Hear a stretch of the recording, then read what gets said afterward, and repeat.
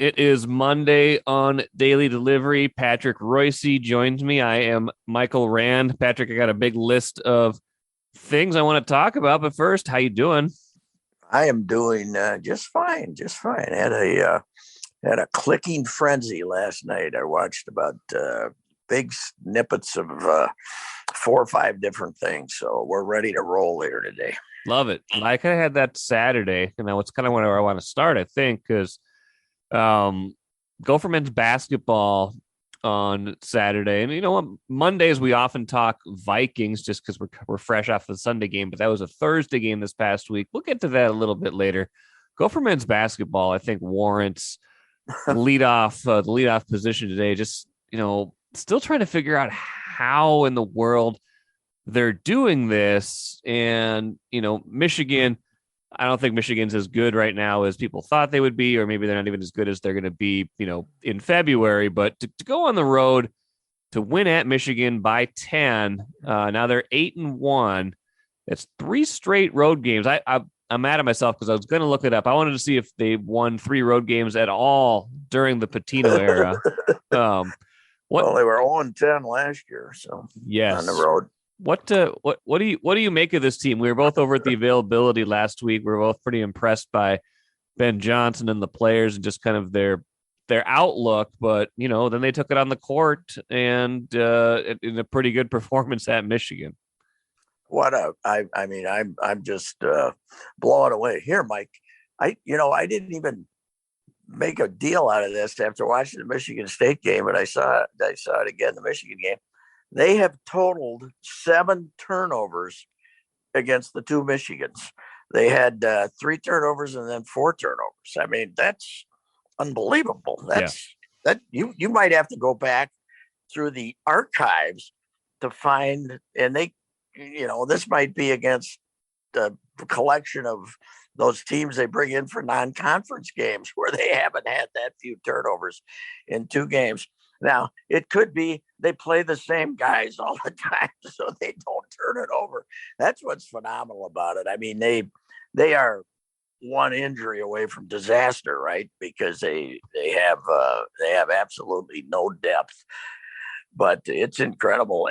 Jamison Battle's putting himself in a situation to be all Big Ten first team. The guy is fantastic, and he had a great game again. Michigan State really went after him. They double teamed him. He didn't get his stroke going until late in the game, but he doesn't stop competing. He got him, one thing, he lost about 15 pounds. They've talked about Curry losing about 15 pounds. They did something. Ben Johnson got to these guys in the summer and maybe even last spring. He knew who was coming and got them all to be in good shape. I was contacting somebody involved with the program last night to just say, how in the hell did this happen? And he sent me back what they did. Some things defensively that they did with Michigan State. They tried to make this big kid, when he got the ball, they put him in a situation where they knew he wasn't a very good passer at all out of the Dickinson, out of the double team and things like that. But I was also told that Ben Johnson, yesterday they had their little session where they got together and the message was 3 minutes of talking about, hey, nice performance, blah, blah, blah. And then 15 minutes, okay, this is what we have to do. Don't get satisfied.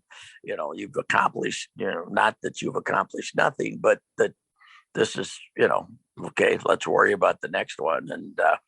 And you and I both were, as you said, I was impressed with him because it doesn't seem to be any paranoia, which certainly in Patino's last 2-3 years, you've always, when you were around him, and I wasn't around him that much, but there's always a paranoia about the whole program. When the players came in and answered their questions, nobody ever said anything. They all would look at the other guy before they said anything. There didn't seem to be any fun in the program. And these guys, we got to see Curry in battle and, just talking like 2 people that, talking about basketball. And, One thing I guess we should pay attention to is, even though we've never heard of these guys and they come from various second and third level college programs, they're all seniors. Yes. They've been around forever. I mean, they're not. And Michigan was playing some freshmen. And so whatever message he started bringing them in July and August and September, he and Dave Thorson and the other assistants, you got guys who are mature enough to listen, right? If they want to. Plus, they're all the few guys that they have, the 6 or 7 guys, they're all trying to, hey, I'm a big time player, trying to convince themselves that I thought he had a really good quote after the Michigan State game about, we have people here who've never played in games like this. They've never played, or they've never envisioned themselves playing 38 minutes against Michigan State, and they've taken it on, and they got some maturity, and it's a phenomenal story. I looked at that roster and I said 2-18 in the Big Ten. Yeah. And well, they got one of them on the road, and they're going to show up. Unless something happens injury wise, they're going to show up the way it looks. So it's pretty phenomenal. I'm just trying to figure out what the revised expectations are at this point, because like I asked Ben Johnson last week, like, are we at the point now where I should stop being surprised when you win? And I still don't think I'm there all the way. Like, I watched that Michigan game, like, what, how is this still happening? But they're going to play, they're going to play teams that are closer to them in talent the rest of the way in the Big Ten. Not every team's going to be Michigan State. They're going to play Nebraska, Northwestern, whoever is kind of in that same, whoever might have been kind of more in that same preseason category. Like, is this, are we going to get to a point where we're like, can this team make the NCAA tournament? I just don't know. I just don't know like what the bar is here. I'm still very confused by everything that's going on here. I still can't, I can't fathom them being better than 6-14 or something. Yeah, I can't either, but if they keep surprising, you're right.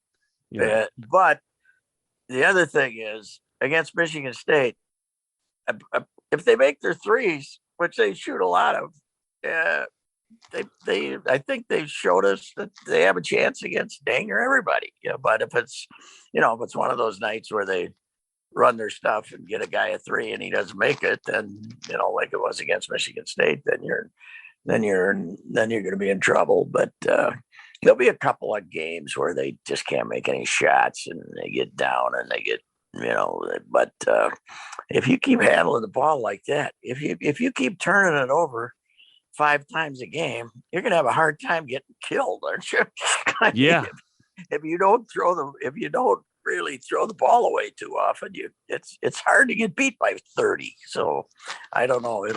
It's fun. It's amazing. And I'll tell you what, he's got the right guy sitting next to him down there on the bench strategically. Thorson. Oh yeah. He knows basketball, man. I'm not saying that he's the secret of the operation here, and I think some people want to give him credit for that, and he would never do that, but he knows how to coach a basketball game. He can scout. He delivers the scouting report, on each team, and says this is what we're going to try to do, and he's a brilliant in that area. And somebody else said this to me. We had Dan Munson here and he wanted to do well, but he wasn't a Gopher in his soul, right? No. Tubby wasn't a Gopher in his soul. Richard Pitino wasn't a Gopher in his soul. These guys, Johnson and Thorson, at least those 2 guys, being a Gopher means something to them. They are, and it's not okay. They hired the local guys. You can hire a local guy who isn't dedicated to it, but these guys, it is important for them to see the University of Minnesota win, not to see my team win like it was with the other guys, but our team win. And I think I think that has a little to do with it, because But here's the other thing, Mike. When Kalsher goes to Iowa State for no reason, and this big kid like this Mitchell kid, was that Stefan, whatever it is, just transfers for no reason. They could have pouted all summer about some of these guys taking off, but they just took what they had and did the best they could. So, yeah, I think it's a phenomenal story so far. Take a playcation to Mystic Lake for 24/7 gaming, fun restaurants and bars, and luxurious hotel rooms. And join Club M to bask in the rewards. Follow the lights to Mystic Lake, where every day is play day. Another good story came to an end on Saturday, right after the basketball game ended. Pretty much flipped over to go for volleyball. I think they were down a set by then to Wisconsin. The second set was kind of where that match turned, obviously, because Gophers had a chance in that one. That one was, they were up in that one, got it to 24-24, and then Wisconsin got the last two, ended up sweeping the Gophers in the, within the match to get to the Final Four. Another really good season for Hugh McCutcheon's team. I think they had, obviously they had a lot of really good players, but Wisconsin, that is a monster team. And they've got like a couple of 6'8", 6'9" kids in the middle. You just can't hit over them at a certain point, even when you've got, 6'3", 6'4" isn't big enough. That's gonna tell a certain story once you get down to this spot in a game in Madison. Yes, and they got the kid from here too. Is it Hilly? Is that or is it Hilly? They're really good. I watched them a little bit against UCLA in the semifinals, and I thought, they're, the Gophers. I guess that 5-set match here at the Pavilion was just fantastic. The Gophers hung in there with them and got beat, and but I didn't. The Gophers certainly benefited from the whole extra season thing with Samady, but Wisconsin has two like All-Americans who got to come back because of that too. So they're really an experienced team. And you got 2 out of the 4 Big Ten teams again at the finals, Nebraska and Wisconsin. And then I think it's Pittsburgh and Louisville is the other 2, if I'm not mistaken. So, but yeah, it's a phenomenal thing to watch. It's great. Minnesota volleyball, they show up and they'll be good again next year. And they lose Samady, but they get back that Lanfair kid. And who knows? They'll probably be right back in the Elite 8 next year playing to go to the Final Four. It's just it's really a good program to have around. It's something to do, 3 winter nights. And we wwere talking the other day about how we'd all like to grow up and be Hugh McCutcheon.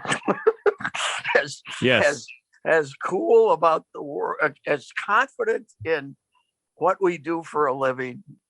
I'd like to be as confident in what I do for a living, even at my advanced age, as Hugh McCutcheon is of his. He knows that if the players can jump into the preparation that he gives them and do what he tells them, they got a shot. He knows they aren't going to lose because he's a dumb coach. So he a lot of people,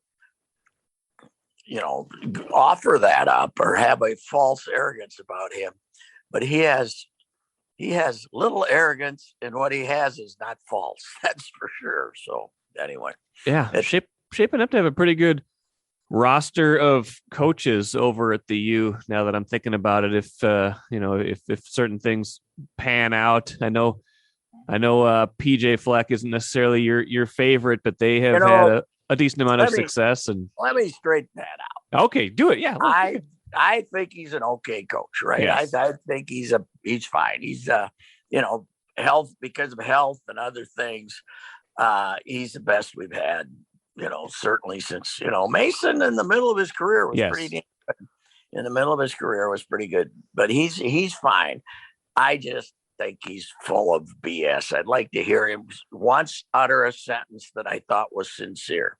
But that said, I don't, I've never said he can't coach, or at least assemble a coaching staff. And he's doing it again this year. He's He's bit the bullet and brought back Sia Roca, and then he's given Joe Rossi a raise so he doesn't lose him. I'm sure with all the coaching changes around the country that somebody was trying to come and get him, and he convinced the administration to give him some money. And the recruiting he gets too much credit for great recruiting because generally at this time of year we're talking about they're 12th in the nation. Well, and then other teams come along and they end up 34th or 38th. Right. And right now they're 40th, but maybe this spring they'll have more people. And with the transfer portal, it's a different world as far as recruiting. So, but anyway, yes. Yeah, okay, that's enough on Fleck. But I'm not. He rubs you the wrong way. I'm an old, crotchety guy. I didn't like Lou Holtz either because he was full of crap, okay? I don't like guys who are full of crap. That's part of it. I get it. I said that's one of my 3 core values, not liking guys who are full of crap, okay? Just got to change your best. Yes, but they got it. But yes, they've got a chance to have some pretty good coaches. Motzko obviously is definitely accomplished with the hockey program. Brad Frost has been doing it for a while at the women's hockey program, McCutcheon, and then you've got Ben Johnson and Lindsey Whalen trying to grow into these jobs. Ben, certainly with more experience coming in, but both of them, have a chance based on kind of how much they want to work and what their status is here. I mean, it's a pretty good roster of potential at least, and also production at this point from the U coaches right now. Lindsey's a question mark at this point. He's I see the kid Braun got hurt, the best recruit of the freshman coming in. The worst, the thing that women athletes have to deal with more than men, the ACL, I think. So, but next year she's supposedly got a good recruiting class coming in, and we'll see. But right now she's a question mark. I love her. I've always have. She's a big personality. Doesn't seem as loose as when she's not as confident in herself as a coach as she was as a player. That's for sure. Yes, I agree with that. We'll see, but we're all rooting for her. And they have to make big strides next year, or it becomes a big question mark, both I think internally with her and with the organization, with the operation too. But she's of the major programs, she's the only real question mark left over there. I think. I think Ben Johnson's going to be. I guess we shouldn't get too far over our skis here, but early indications. I like what I see so far. The early indications of Ben are much stronger than they are for Lindsey at this moment. I agree with that. Speaking of coaches, do you think if Harrison Smith hadn't jarred that ball loose on Thursday night and Pittsburgh had somehow completed a comeback, won that game in overtime, would we be talking about a coaching search for the Vikings right now? We'd be all waiting for Andre Patterson's press conference today. I have a hunch.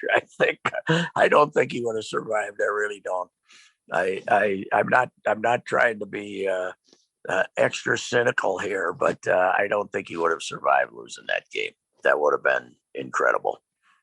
And as it is, they're still in the playoff mix, but that was the weirdest game ever. Like obviously I talked about that game on Friday's show already, so we don't need to get too deep on it, but just I actually I shut it off because I had to help put the kids to bed, but it was one of the few times I've ever watched a Vikings game where I was like, oh, they've got this one. The Pittsburgh just looked so bad that I was convinced that game was in the bag at 26-0. And then it got to 29-0 and they still made it go down to the last play.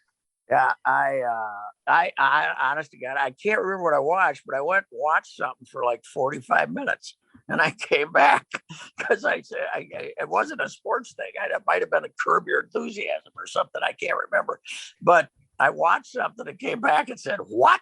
The Steelers were the worst looking football team I've ever seen in my life. I said, Ben Roethlisberger, I said, quit right now. Go over to the sideline and say, bring in the other guy. I stink. And you know what? They were idiots, Pittsburgh, to the end, the way they were running that last drive. what is Ben doing, dropping off these 2-yard passes to guys, throwing away, and then the guys running around and they're killing time. And then the one moron, Claypool, Notre Damer, by the way, how did he survive down there? They're supposed to have books down there. This guy doesn't look like he ever read one. And getting up and pointing.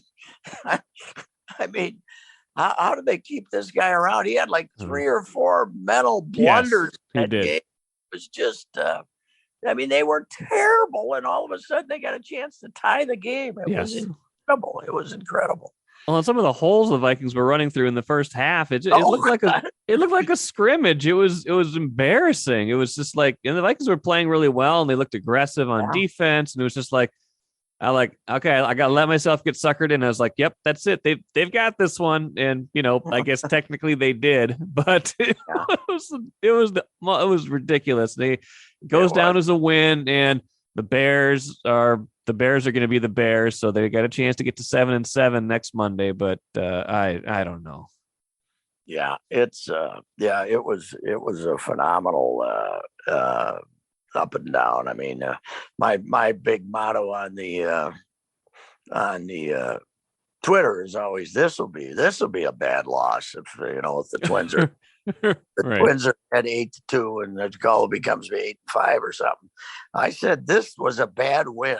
That was a bad win right there, man. And they said, there is no bad wins. That was a bad win. That was a bad win. Come from ahead victory. Yes, it was. Anyway. By the way, go ahead. The Bears, they held the Packers. I think the Packers had 7, like middle of the second quarter, and they end up with 45. 45-30, yeah. End up with 45. And boy, I'm not one of these, they are always praising Rodgers too much, blah, blah, blah. But Michaels and Collinsworth last. I can't stand that Collinsworth. Oh, I've never seen anything like that. You've been in the game 40 years. You're lying. You have seen it 25 times. Shut up. I can't stand him. Now there's another guy. He's just like Fleck. He's a really nice guy. I can't stand to listen to him. Sure. Okay. And then we got to talk about the football game of the weekend. Yeah.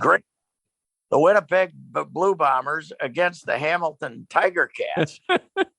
So I had to look up how they became the Tiger Cats, right? Which is kind of a bad nickname. They were the Hamilton Tigers going back to 1873. They were the only team in town, but then they closed down during World War II, and the Hamilton Wildcats started up. And then they merged 1950, and they became the Tiger Cats. That's how it was. But in Hamilton, our friend Sharkman was there to represent Minnesota, and he said this town is ready to explode with joy. They hadn't won one since '99, and in a 9-team league, that you should win more often than that. But Winnipeg came back and beat them. I like the game. I like 3 downs. Yeah. I really like 3 downs. It keeps the game moving. You probably see more punts, but you also see much more third, not in this country, it's 4th and 2, but there you see 3rd and 2 from once they get outside their own 35-yard line, they're going for it because they know they might be able to get the ball back in 3 minutes. Because you stop on 2 downs, and then the other team's got to try to kick a field goal or something. I kind of like the game. The huge end zone, I'd hate to be a defensive back trying to cover somebody down by the goal line when they got 20 yards to run around. Imagine Cameron Dantzler and Xavier Woods trying to patrol that thing. Yeah, I got a hunch Ben would have tied the game the other night if they had that end zone going against them on that throw to the end zone. But it's kind of fun. Plus, there was a rouge, right? Did we see a rouge yesterday? An intentional rouge. And we also saw the guy from Winnipeg. He's behind 17-10, and he takes a safety rather than punt into the wind. And then he got away from it. So it's 19. They gave away 2 points when it's 17-10. in the fourth quarter, I believe, early in the fourth quarter. Very, very weird. It's a very weird strategy, but I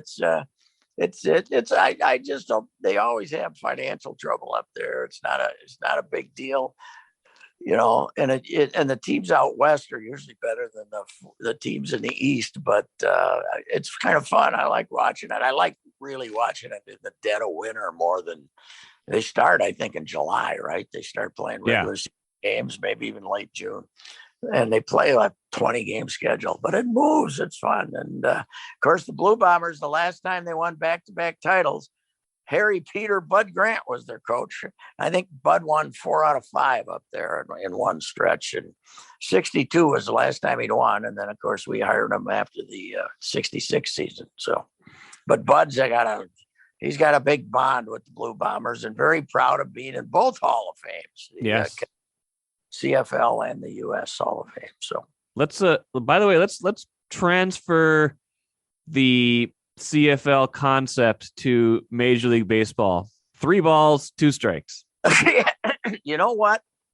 I always thought it was the dumbest idea of all time, but we need something to get him to swing the bats. How can we get him to swing the bats? Whatever it would take to get people to swing the bats again. Yes. That's the big. What are we going to do about foul balls, Mike? I mean, it'd be right out of Little League Baseball, right? If he could only got 3 foul balls or something. But the foul balls are endless. The whole thing fighting, just flipping the ball, Right. Be one hitter on each team like that. Right now there's 6. Yes. I don't know what I was anti all radical stuff, but we got to do something here. And the answer is not 14 teams in the playoffs, you moron. No. Morons. No. They're going to do that. Although they think we're going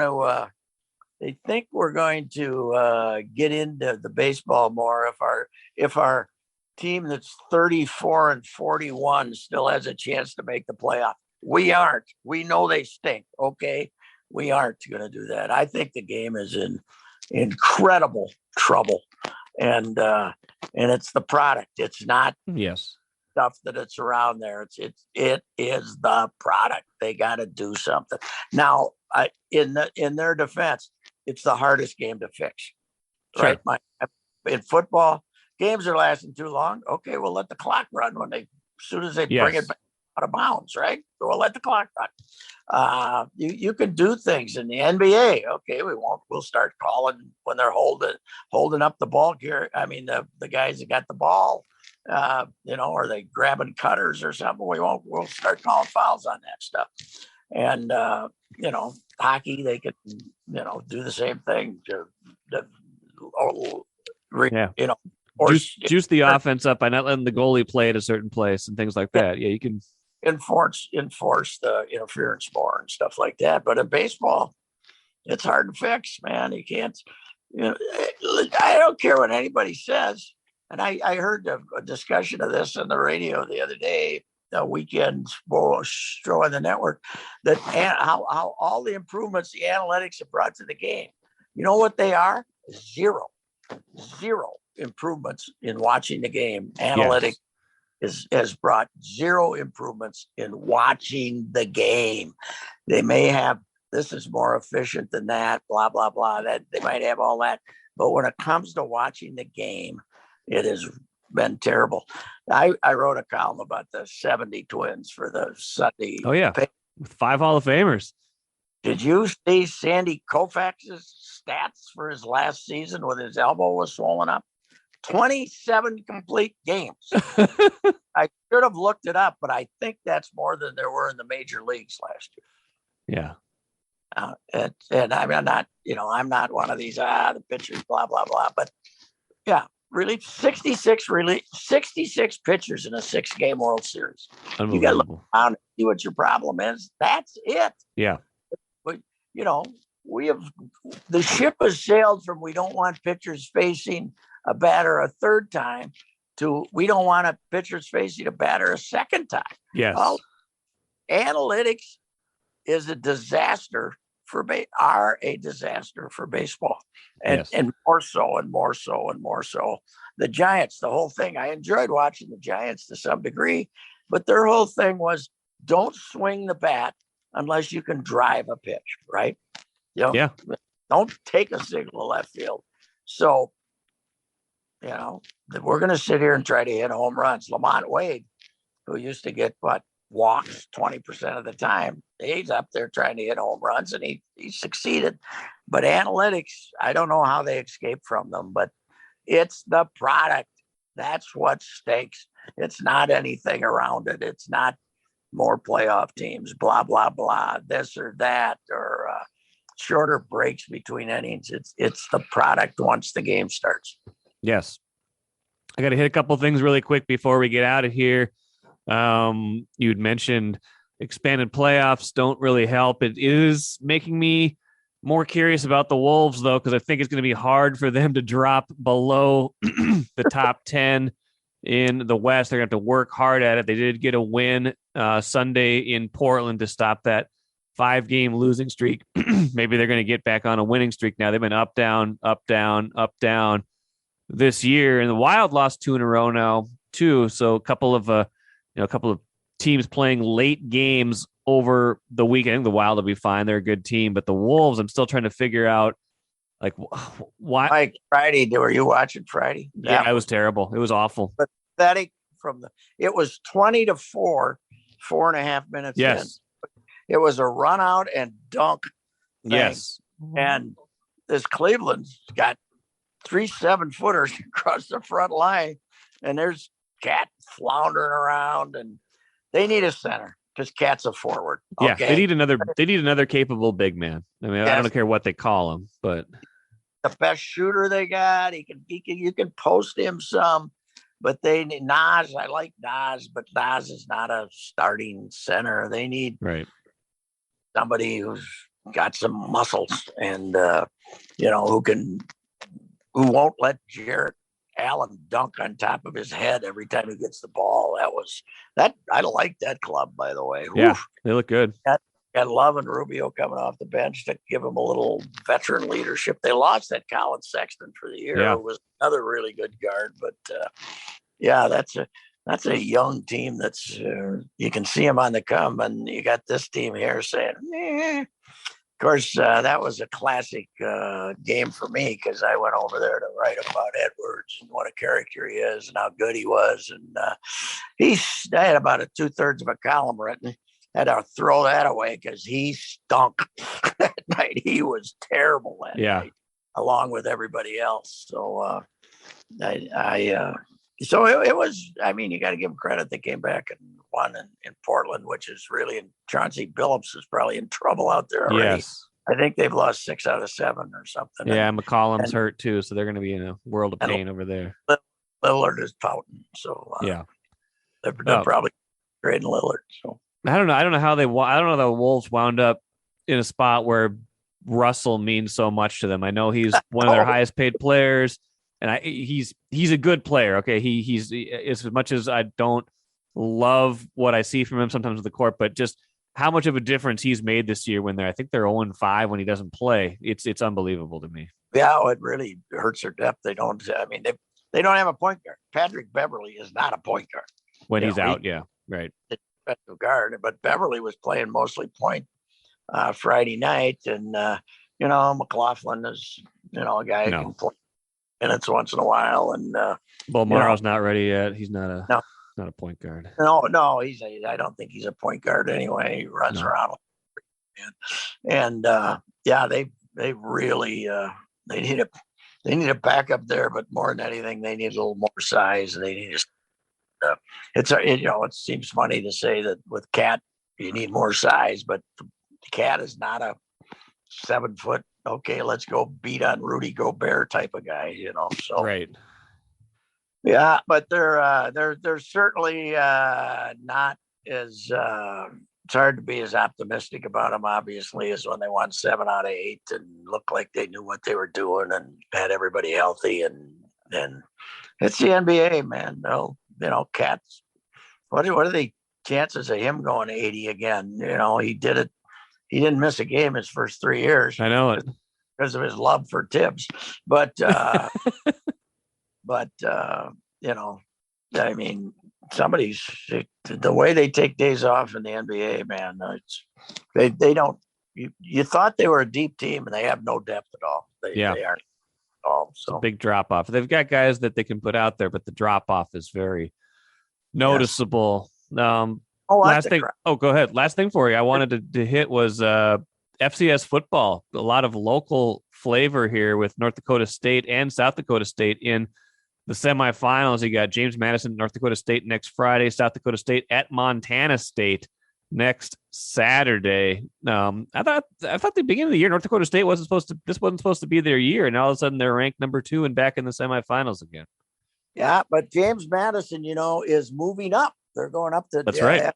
FBS as part of the whole reshuffling that's going on. I think they're going into the American Conference, right? I don't know which one they're going into. The Conference USA, Sun Belt, they're all getting screwed around. But they're moving up, and Sam Houston, which is another power in FCS, they're moving up, and I think there's a lot of turmoil going on up behind the scenes in North Dakota State about I think they got their eye on the Mountain West, maybe. Interesting. But they would just like to somehow play FBS football without having to leave the Summit League. And I don't know if that's doable, because they sure as, you can say, okay, we want to go play the Mountain West in football. That's great. But then you got to send all your other teams all over the country and all over the West too. And that hits the budget pretty hard. So I don't know, but obviously disillusioned with the whole FCS thing up in Fargo, because their crowds all season have been down, but their crowds for the 2 playoff games have been 11,000 and 12,000. And then years and years and years of sellouts. And now they'll be full for James Madison, because they're kind of they've become kind of the arch playoff roster. And I think the only team to beat them at home in the playoffs in a long time was James Madison. So that'll be that place will be hopping. But South Dakota State, I think they're happy with their great facilities and will stay where they are. But there's a little disturbance going on up at North Dakota State, because the FCS in a lot of ways is kind of a wasteland between Division II and FBS, because teams are bailing left and right. Top programs are bailing left and right to get out of the FCS. So it's wasn't it easier when it was 1 and 1A, 1AA? I think people knew what we were talking about. Yeah, FCS and FBS does they're too close. They're too close to each other. North Dakota State has the usual 30%, 40% of the roster Minnesota guys. So yeah, I think South Dakota State's got their share too. So it's down there. Worth keeping an eye on next weekend, especially no Vikings next weekend. Got to wait till Monday to get all worked up about them next week. How'd they end up with the Bears? And of course, Monday Night Football is not like it used to be. You don't have they don't have the same teams, but seems like they play the Bears on Monday every year. I don't know what it is. I don't know. It's an opportunity to a lot of Chicago people to get drunk out in that parking lot and abuse anyone who happens to be walking by them. That's especially Monday Night Football. Woo! I've walked through there a few times and had comments on my girth made. So I've my sexual preference too, that they question that too. They love to abuse people who aren't wearing Bears gear there. So yes, they stink too. It's really fun to have the Bears and the Lions in your division, even if you did manage to lose to one of them. Yeah. By the way, Lions are back. They're back. How bad was it? Was it 40? Yeah, they were. Yeah. I turned it on. They were losing by 25 or 30 or something. They got their one. They can go back and hibernate now. They got their one. All righty. All right, sir. We'll do this again next week. Thank you. All right, Mike. See you. Goodbye.